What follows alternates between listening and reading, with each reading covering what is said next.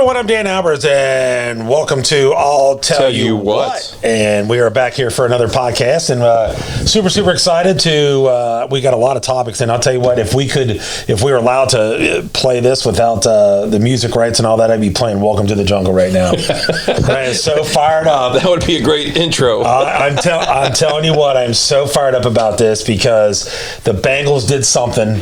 So that's what we're going to talk about. We're going to talk about what the Bengals did, the draft, and also the Boston Marathon. But the first thing off is Sexy Dexy coming to Cincinnati. Sexy Dexy. And I am fired up. I cannot believe, I am shocked that the Bengals did this move. You back on the wagon? No, because I don't believe in Zach Taylor. Wow. So So let's give credit where credit is due. That's what I'm talking about. So no one in the right mind expected the Bengals to do this. Correct. Right? And they did it. But the thing that's frustrating with all the other people out there talking about this is they're talking about how, well, it's the Bengals, it's not a good job, they shouldn't. So it doesn't matter what the Bengals do, it seems like, in the national media. They go and sign these all offensive guys, and then they say they signed a stupid contract with T. Higgins. Now they do this, and they say it's a so. I think this is an unbelievable move, don't you? Well, I think they were embarrassed last year, quite frankly. I mean, year before they had the best offense and didn't make the playoffs, and then this past year defense was terrible.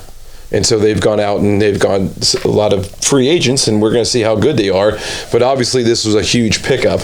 I'm hoping that what's the end's name as a rookie? Stewart. Jamal Stewart. Yeah, hopefully that he lives a little bit up more than his hype, that he can help us.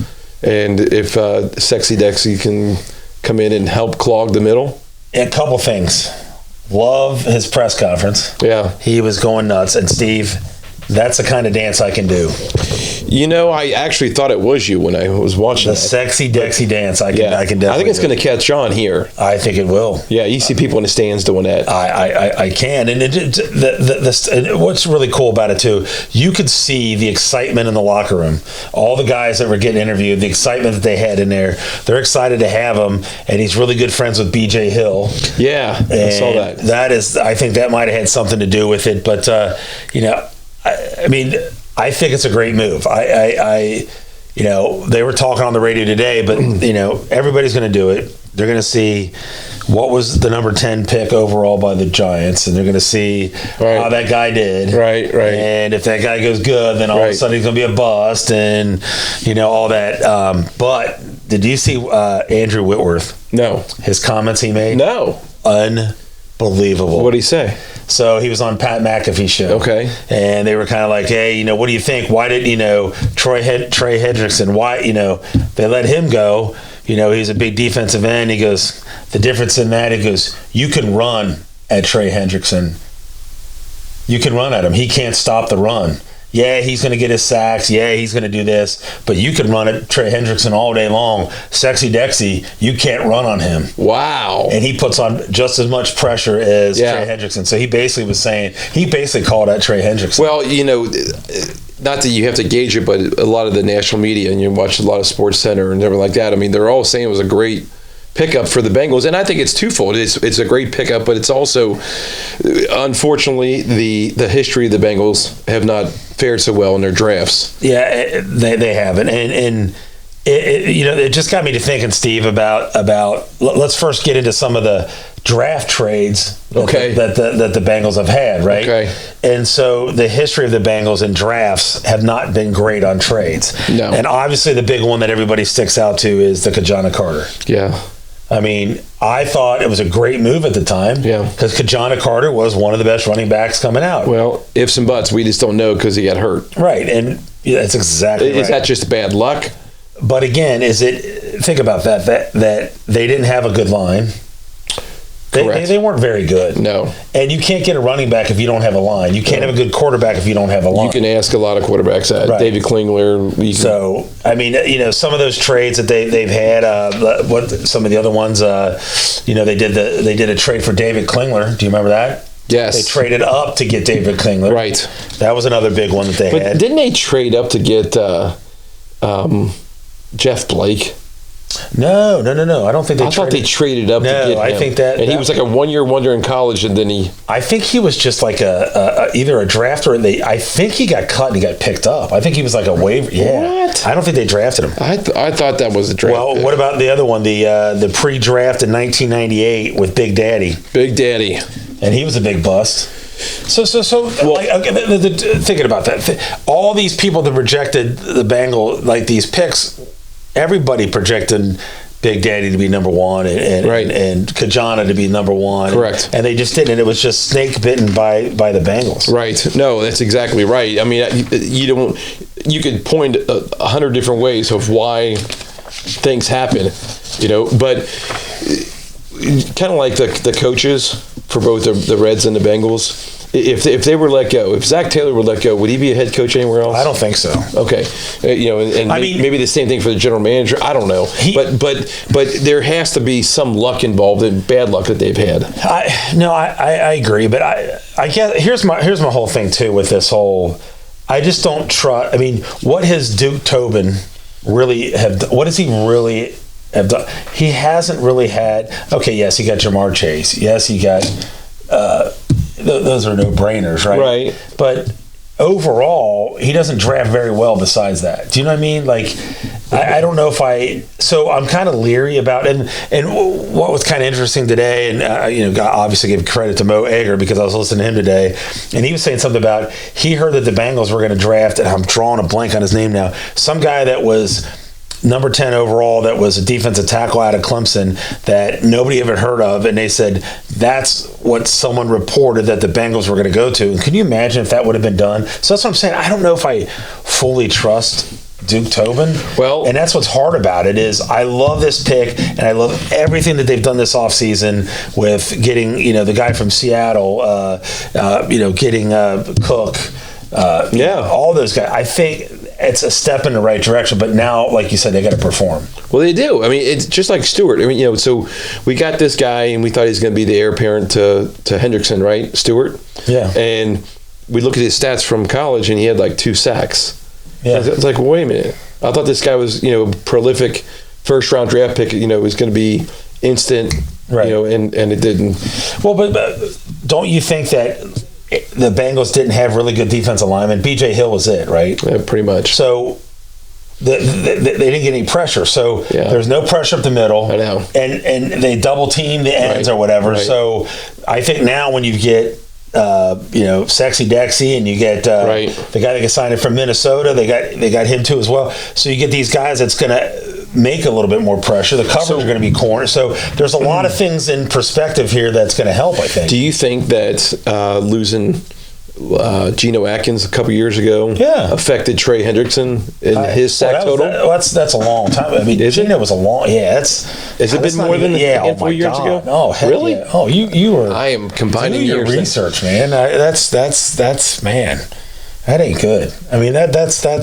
You're saying that they didn't overlap, they didn't play together? No, not even close. Well, then maybe I'm thinking of somebody different. Then you have to be. Yeah, you're definitely somebody that was. They never. Because they've only he was. Geno wasn't with us around the Super Bowl, right? So that's what I'm saying. This is well before that. This is well before. Then there's someone else I'm thinking of. But I just hope that Sexy Dexy does a good job, because I think people are fired up about it. Let's just hope that it pans out. How many times are you going to say that? Sexy Dexy? Yeah. I love it. I want to dance I want to get his shirt. I want to dance like him. I love it. I am a Sexy Dexy guy. So when he gets a sack, I am going to stand up and I'm going to do the Sexy Dexy dance. And everybody's going to do all 60,000 people. I'll do it. I promise. Yeah. See, you're on the wagon. You're back on. I'm just because of this. But, you're back on. Okay, here's one thing I want to get into, and I don't know if you got it over there or not. I don't know if I gave it to you, because typically you don't look at the stuff I give you. Pretty much. But anyway, it got me thinking about some of the trades the Bengals have made over the years. Right? Okay. Yes. And there were some pretty good trades, if you remember, and one of them way back in 1976 was the Bill Berge to the Eagles. Yeah, you know what? I actually remember that because that was right when I first started getting excited about the Bengals, and he was like their big star stud player. Yeah, he was. Well, I think he signed a WFL contract, and it fell through. And then the Bengals said, "Well, we don't want him. We're going to trade him." And that's what he did. But according to this, the Bengals ended up getting draft picks for it. And guess who they got out of it? Who'd they get? They got Wilson Whitley. Mm-hmm. They got Ray Griffin. Oh. And Ross Browner. Okay. So Ross Browner had a great career. Pretty decent ones, but there's some other ones on there, Steve. I don't know if you got the Coy Bacon, 1976 for Charlie Joyner. Oh my goodness! Think about that for a second. That is crazy. Wow. Well, listen to this one. I kind of forgot about this one. They acquired the first choice in a 1984 draft from Tampa Bay for Jack Thompson, the throwing Samoan, and they traded number 1 overall pick to the New England Patriots for 4 picks. Oh, wow. I forgot about that. Wow. And it became, and listen to these busts. Well, except for one. Pete Koch. Yeah. Brian Blados. Okay. Brent Ziegler, who's a running back. Never heard of him. And then a 5th rounder, Lee Davis in 1985, and the Patriots selected Irvin Fryer. Oh, they did? Wow. So we had the pick. Yeah. And we traded it to the Patriots. And then we picked all those 4 picks, and that absolutely became nothing. Wow, how about that? Isn't that crazy? That is crazy. All right, so then we go on to 1984, when they acquired a 1986 first rounder and a 3rd rounder from Denver for the rights for Ricky Henley. Remember him? I do remember that one. Wow. And so they ended up drafting Tim McGee with that and David Folger. Wow, what a great trade. What's a blockbuster. That's a great trade. Yes, that worked out well. That's that one that worked. Yeah, that is one that worked. And I think here's another one that worked really well. What do you got? James Brooks from San Diego for Pete Johnson. Think about that. So Pete Johnson helped the Bengals go to the Super Bowl in '89. And they traded him. And he got stopped on the goal line 3 straight times. And then we get the James Brooks, and then he takes him to a Super Bowl. Yeah. Did he have He played for San Diego that year that we beat them in '81. That's right, in the Freezer Bowl. Yep. Really? Yep. Did Pete Johnson have a nickname? Pete. Okay. That's it. That's nice. That's nice. And then, obviously, the big one here, another big one was the Carson Palmer trade. Okay. They got a first rounder, and so they ended up getting Dre Kirkpatrick and Giovanni Bernard. Yeah. Well, that was they didn't have no choice in that one, right? Because Carson was sitting out. He wanted to get out of there, right? Yeah, I mean that was good. But Steve, there's a couple other ones on there. Some later ones we got on here. I think the big one that probably one of the better trades they've done besides that Pete Johnson one was Billy Price to the Giants. He was a center for B.J. Hill. Yeah. I mean, I think that by far that's got to be one of the best ones right When there. B.J. Hill? He's still playing. I know. Yeah. Maybe that's who I'm thinking about. Well, I mean, B.J. Hill's a lot closer to. I like sports. You might, well, we'll see about that. So I am in on the Sexy Dexy move. I think it's a great move for. But you know what? I still get into the draft. I still will watch the draft, but now I don't have to sit up and wait for the Bengals. And speaking of that, Steve, let's dive into the draft real quick. Okay.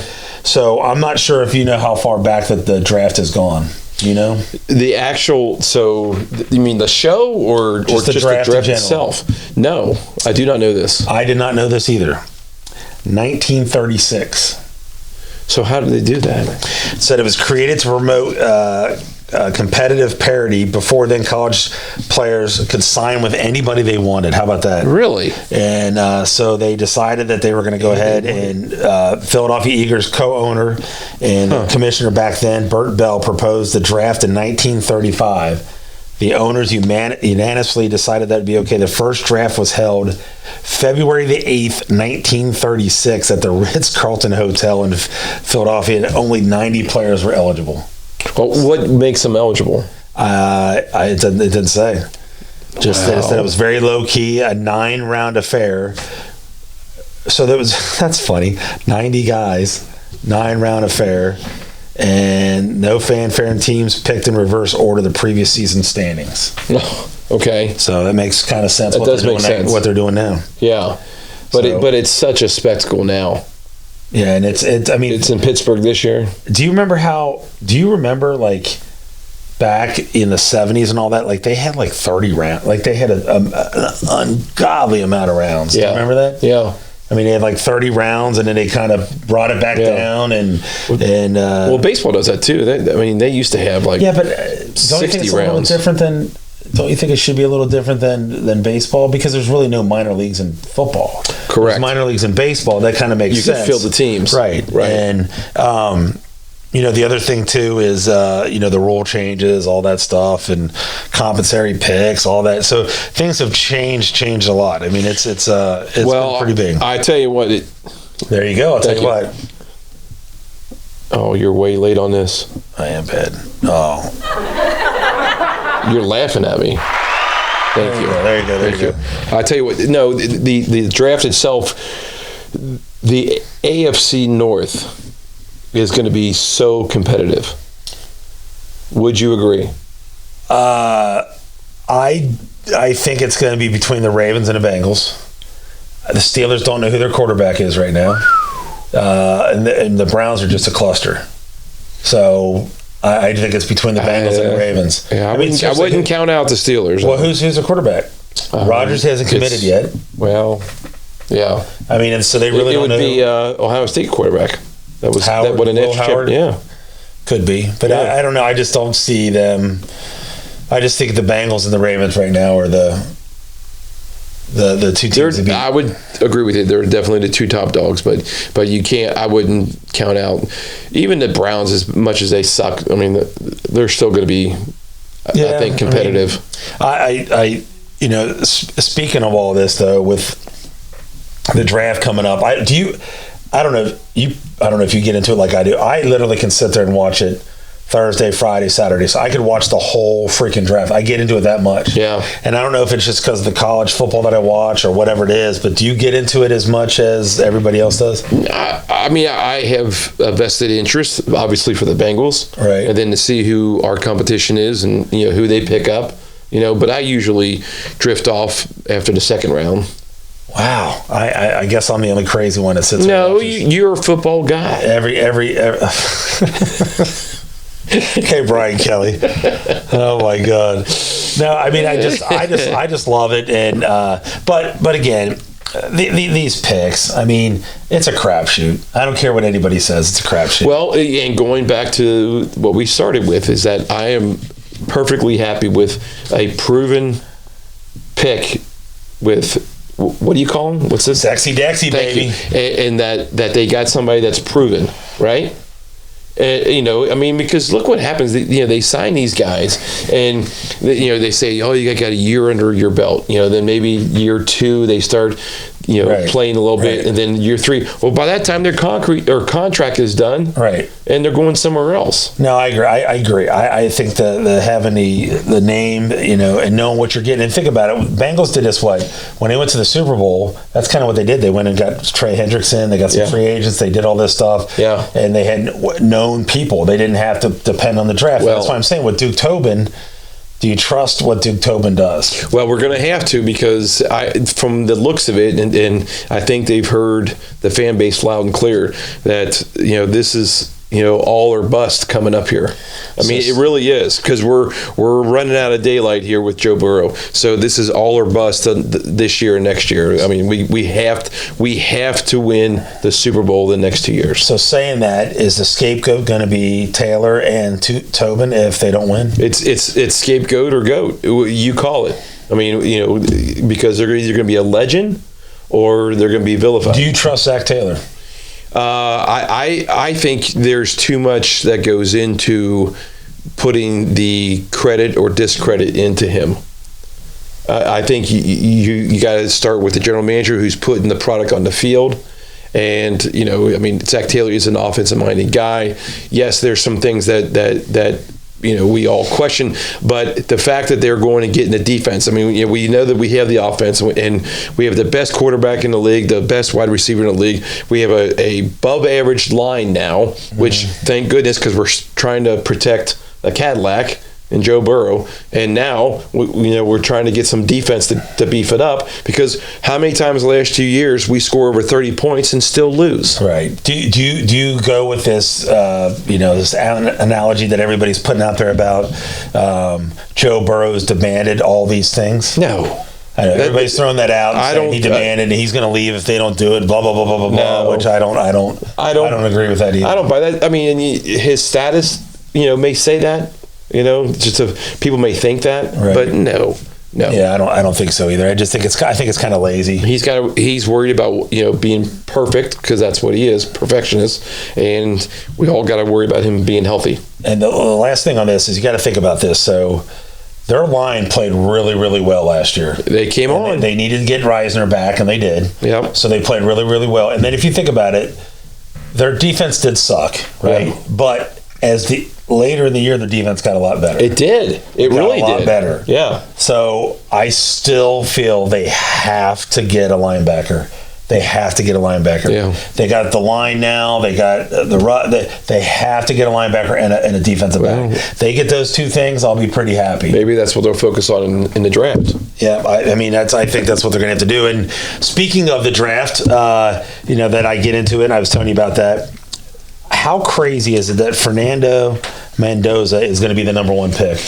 Yes, and I did see an interview with him that he is actually going to be home for the draft, so he's not going to be there, which he doesn't seem like a limelight type of guy, but unfortunately his mom's sick, and so he's staying home to be with her. But I mean, if you look at our guy, Joe Burrow, he was in Athens, Ohio, watching it. True. Well, that was during COVID. Well, yeah, that's a good point. Yeah, but he probably still would have been home. Yeah, I agree. But so to say Fernando Mendoza was at Cal, no one really heard of him. Like they heard of him, but like he wasn't back then. Like everyone thinking he might do what he did. There's no way. And it's crazy what this transfer portal has done in college. It's keeping guys in longer. Mm-hmm. They're getting better.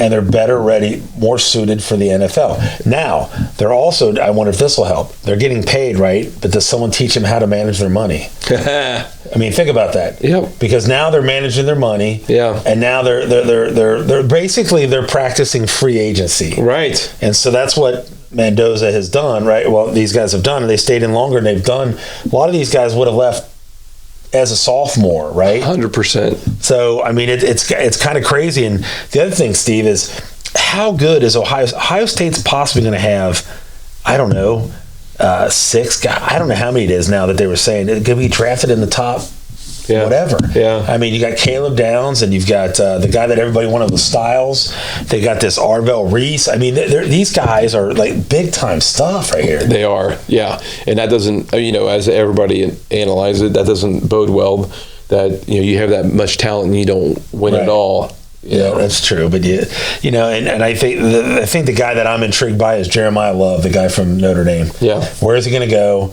Is number 3 pick overall? Is that too early? Yeah. And running backs, is that an early pick? No, I don't think it is. So look at the past. Yeah, but I mean, it's just interesting to see how this is all played out with the NFL draft and what's going on and how things are going to go. But yes. So let's switch gears now. Yes. Let's get into the old Boston Marathon. The old Boston Marathon. It's old. Old is right. It's extremely old. I mean, it's what went back all the way. It was inspired by the 1896 Olympic Games in Athens, and so the inaugural race was when? Can you guess it, Steve? No, I'm going to say like 1950s. Oh wow, not even close. What? April 19th, 1897 was the 1897. All right, so how do they keep track of time then? I have no idea. But the race covered 24.5 miles. Okay. It's shorter than the standard. And it was from Ashland to Boston. No clue where figuring that out. Ashland.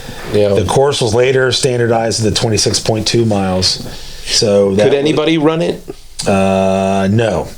The first race was all male. Just males? Just males in 1897. Okay. And the first woman was in 1966. Or no, excuse me. Is that correct? Yeah, the first woman was 1966. Roberta Bobby Gibb became the first woman to run unofficially jumping into the race. Jumping into the race. She jumped into the race because they didn't officially allow women until 1972. Really? Isn't that crazy? Wow. That is crazy. I mean, how much uproar would there be today? Oh, yeah, absolutely. Absolutely, there'd be a nuts. I mean, just think about that. That Boston Marathon, Steve, is pretty crazy. I think they had 30,000 runners this year. 30, well, and unfortunately, a few years ago, there was a bombing. I was just getting ready to say that. Some clown put a backpack and killed 3 people. Oh, God. Yeah, killed 3 people. Just something like that. I mean, it's just absolutely crazy. I mean, these marathons. So, what do they have here? The first year versus the. So 15 runners started in the first year and only 10 finished in their first year. Is that right? Yeah, in their first year. And then this year they've got the 130th running held April the 20th, which is the other day. Over 30,000 runners participant and from 130 countries and all 50 U.S. states. So do you have to qualify to get in? I think you do. So there's 30,000 people have qualified. I thought you had to qualify. I'm pretty certain that you do. Is there any restrictions? I mean, you said that females weren't allowed until a certain day. Was there any restrictions on it? You know what? I don't have that on here. We'll have to do that. We'll have to follow up on that again because I'm not sure if there was a restriction, but I'm sure you have to be under a certain time, right? Oh, I'm sure you have to be. Right, for whatever race you're with. But they have to run these in waves, Steve. There's so many people, obviously, right? So they do like the para race. They'll do that for the beginning. Then they'll do they'll do certain things before they get to the competitive men and the women. I mean, these times, Steve, are freaking phenomenal. Okay. The winning race, the fastest time in recent history, 2 hours, 1 minute, and 52 seconds. That's 2 hours. They ran 26 miles in 2 hours. What little I know about running, can I guess what country they're from? Yes. Kenya? Absolutely it is. Yeah. Which, I mean, when you follow the Olympics, I mean, I didn't just pull that out. I mean, that's a pretty good guess. I mean, I think I would have guessed the same thing. I mean, I wasn't going to say Norwood or anything, but but Kenya, they're known for runners. I mean, so that was and then so for the women, first official race in 1972, Bobby Gibb ran unofficially early. First time was Nikki Kozik. Close enough. 3 hours, 10 minutes. Okay. And 1990, and the winner this year in 2000 was Sharon Lekity from Kenya. Yep. She did it in 2 hours and 18 minutes. Why is that? What's in the water there that makes them endurance and speed? I mean, that's all they probably have to do. They have to run away from animals, right? What? Is it a zoo there? They're getting chased by cheetahs? Yeah, that's what I'm saying. They have to practice. What are you talking about? I'm sure they have to, utilize their speed and run from. Well, all right. So, what about the times over the years? I mean, because with today's day and age, with nutrition and everything, I mean, the times have to be the drastic. I mean, crazy. Think about so the 1897, he ran it in 2 hours and 55 minutes. So you go from 2:55 all the way down to 2:01. So you're talking almost an hour off time. Oh my goodness! So I mean, obviously a lot. So you're saying, my Anderson math, that's 120 minutes. If you say so. 2 hours. Yeah. 120 minutes for how many miles? 26. Yeah. So they basically was short. They had a shorter. They were 24.5 miles, and obviously it's 26.2. So they actually ran a little bit shorter, but still they were 2:55. Think about crazy. that. I mean that is. I don't even want to drive that. Listen, my wife obviously is into running, and she's got the bug, I guess you want to call it. Yep. I just don't see how it's fun. I just don't. Well, I'll tell you this. So when you and me were in high school, Andy Wolf had asked me to run track, and I'll tell you why. I'll tell you why. Because in soccer tryouts, and we were doing sprints, and I was winning some sprints, and he said, "You should come out." I'm like, "No, I don't want to do that." And the reason is because I ran and was near the top group in sprints. Well, you're going against like Dave Dunaway, me, and like who are you going against? On soccer, pal. Oh, soccer. Okay. Not in soccer. You were not soccer. But these were fast guys. But I was in the top of those guys only because if you ran super fast, then the faster you ran, the sooner you stopped running. And so I didn't want to run some more in track or cross country. Right. I ran to get in shape and to stop running. I didn't want to continue to run. Right. No, I get it. You feel me? I feel you, dog. Okay. But I don't think I could. I don't see what I guess because I can't do it.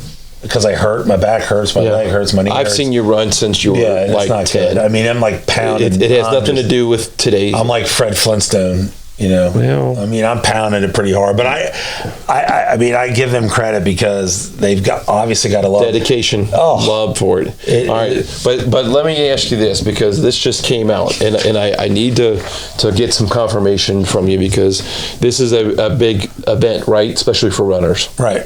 Okay, so did I or did I not just see an advertisement for the Boston Marathon that said runners welcome, walkers tolerated? Oh shit. And it had a Nike symbol on the bottom of it. Now, you could take that a couple different ways as a joke, but I mean, wow. How do you feel about that? How does that make you feel? I'd be pissed if I gotta walk. You know what I mean? Like, it's like, I mean, does that make you better than me? No, yeah, I don't know. I mean, it's one of those things. Like I don't know. I think they were trying to be funny, and it backfired on them. That's what I'm trying to think. Well, you know what I mean? I think it backfired on them. Well, then, as the old saying goes, somebody's probably getting fired.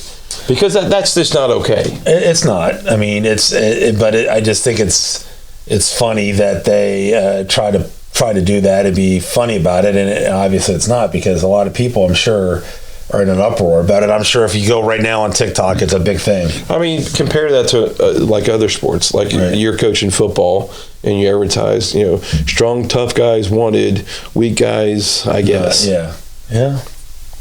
I see it. Well, I mean, how's that okay? Well, that'll prove them wrong. Okay. You see what I'm saying? Okay. Well, it's a motivational thing. It could be a motivational thing. So to get you to run. So the mall walkers, are they mall walkers? Is my question. Yeah. I'm sure that these people that are in that run a little bit and then they have to walk. Right? Oh, intervals. I don't know though. I mean, like I said, is this invitation only? All right. So let's say today, and you get on an airplane right now and go to Boston, and you are forced to participate. What are you doing? What are you doing? What's your plan? What's your strategy? How are you going to finish this and still come out alive? I am going to sit in a chair. Okay. And I'm going to watch my wife run, because I'm not going to run. So that's how I'm asking you. What's my? I'm going to. The competitive juices in me. I'm going to try to run, and then we'll see where I go from there. And if I can't make it, then I walk. Okay. All right. But do you stop? Do you give up? It depends on how bad I am. It depends if I'm hurting. It depends if I can't, because I got a bad back, right? So I don't know. It just depends. I would want to try to finish. If I start, I want to try to finish. But I would not get into something I know would be too hard for me to do. Like 20, like just to say all of a sudden, hey, I haven't ran in forever, I'm going to go ahead and run 26 point whatever. Okay. I wouldn't do that. So I would probably run like you know what I mean? Like, okay. All right. There's $10,000 in it for you. I would try to finish it, yeah. Okay. So does it matter if you finish, you get $10,000? Yeah. Yeah, then I'm going to finish. You sure? No. You're not sure? No, I'm not sure. Okay. But I'm going to try. All right. Well, you know what I'm saying? I'll put my headset on, listen to the theme to Rocky. I know, but you said try. See, I thought you were more competitive than that. I thought, hell yes, you're really? Going to and hell yes, you're going to run. You just sat here and told me that you didn't want to run because you wanted to be done within that. So you're telling me you're going to do it? $10,000? Absolutely. I don't. I've seen you do much worse for much less money. That's a good point. I have stopped a ceiling fan with my head on full speed. Just for giggles. For $1. I've done that before. Eating a chicken wing off the ground? A hot dog off the ground. Oh, jeez. Yeah, I don't think it takes much for me and you to do a lot of things. Well, that's been proven. All right, so what do you got? Give me some I tell you whats. I tell you what. I love Sexy Dexy. Jeez, I know where you're going with that. I just love his dance. I'm in. That's all I'm telling you. I think, well, basically, that I tell you what is, I am just unbelievably stunned and surprised in what the Bengals have done. So it's got me to feel excited about this upcoming season. You buying his jersey? So it's changed. I probably will. What's his number? Number 97. Are you sure? I'm positive. I know, but there's just happened today. So the other guy Stewart gave it to him. He did? Stewart's 94. He's 97. Yep, thank you. Wow. What else you need? No, you're full of knowledge. I'm a fan. I know. You're a fan right now because they haven't lost yet. I don't know. I love this big man, his energy, what he's saying, what he's doing, and he can do that Sexy Dexy thing. And I feel like I could do that. I know you can do it. Can we get him on the podcast is the question. Oh, wouldn't that be great? Yeah. And I would literally, with him, do the Sexy Dexy together. I know. I really would. I know you would. And I wear whatever number he wanted me to.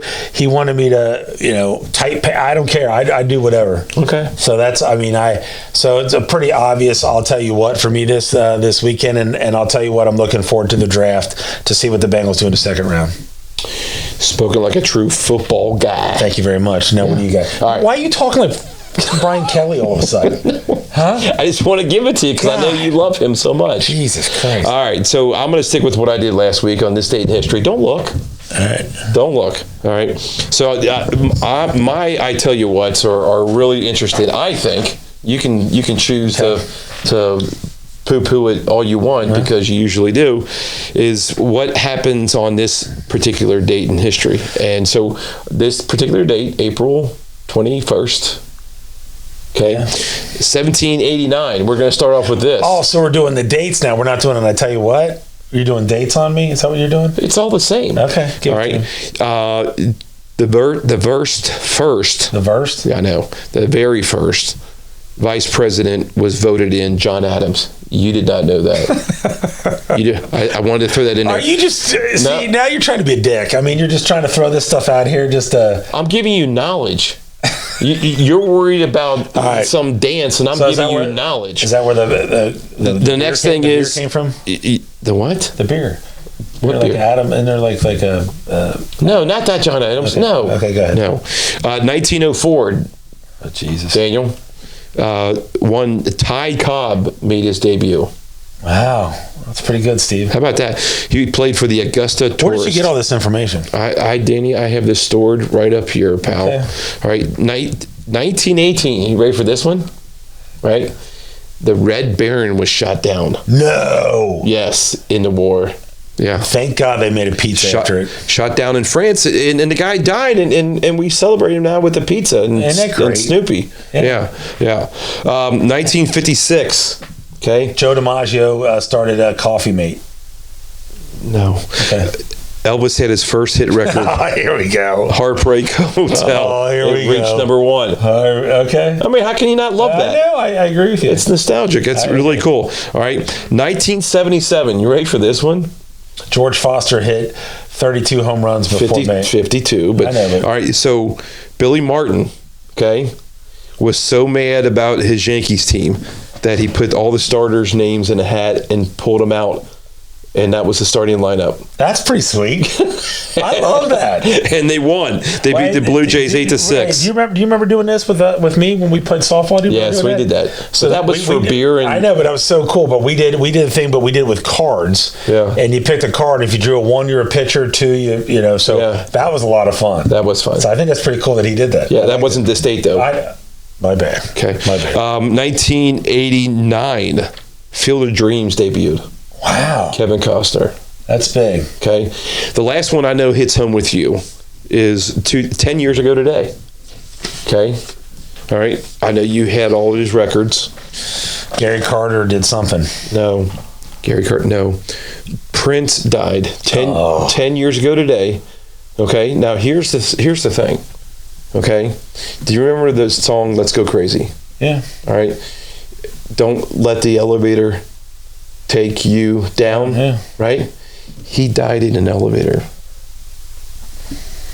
Hold on, I gotta find God, this. you're so delayed on this. I gotta find this. No, not that one. Yeah. How about that? 10 years ago today, he said, "Don't let the elevator bring you down," or something And like it that. brought him down. And it Killed him. Yeah. How about that? That is crazy. I'm not saying the elevator killed him. He actually just died. Dearly beloved, we are gathered here today to get you a thing called Life. Electric word life. That means forever. That's a mighty long time. I'm here to tell you. But I'm here. Oh, well, you should know this. You're ordained. I am. I might have to use that in Cam's wedding. Yeah. Yeah, maybe. But that's a pretty good. I honestly, I'm sorry. I didn't know that this is how we were doing things. I didn't know we were going to do. When I said, "I'd tell you what," I think the last 2 weeks I had one, and you've done 20 in 2 weeks. No, it's all about this date. So that's I spread knowledge. I did not know that's what that was about. You hear it, and you're going to spread it to someone else. It's going to be in your brain. People are watching. They're going to be telling people and say, did you know how? I tell you what, and I heard that John Quincy Adams. I mean, we'll see if that's a real thing. Well, all I can say is you're welcome. Well, thank you. I appreciate the knowledge that you gave me today. I appreciate you. Don't. I'm going to smack the shit out of you. Don't. Yeah. But thanks for not wearing your glasses. That was good. Yeah, I did not do that. That was very difficult for me. But again, very excited about Sexy Dexy, and I'm ready to. I am going to get the shirt. I am just geared up. I would love to meet the man. I would love to go out and have a beer with him. I talk.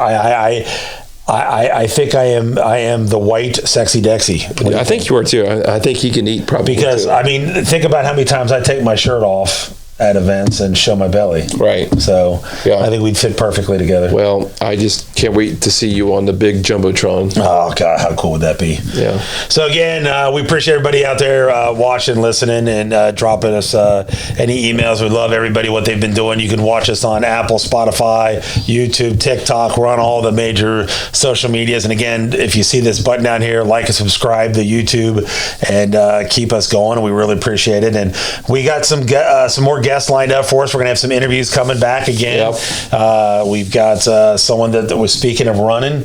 We're going to have we'll have a guest that's going to be a really inspiring guest that'll have us talking about her running journey. And then we also have a friend of ours that we will have on. So we'll let you guys know about that a little bit later on. But so really excited to keep this thing going and appreciate everybody out there listening to us again. So we'll try to get another podcast out here quickly. But so we're going to go ahead and wrap it up. So for Dan Albers and Steve Ellis, you've been listening to I'll Tell You What. We'll catch you guys next week.